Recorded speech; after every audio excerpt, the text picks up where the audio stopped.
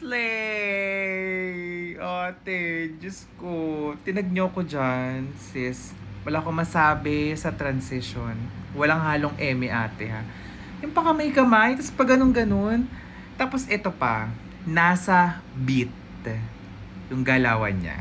Hindi man ganun, kaganda yung camera niya, or let's say yung quality ng video, kung magkakaroon tayo ng comparison kay Fujiko at kay Lenny. Pero ate, yung buong execution ng atake, kung ako yung mismo yung tatanungin ninyo sis, mas bet ko to kaysa kay Lenny. Kino-compare ko silang tatlo, si Lenny, si Fujiko, tsaka si Janyo. Kasi kung hindi ako nagkakamali, sila lang yung gumawa ng ganitong maayos, effort, ginalingan dito sa Pilipinas.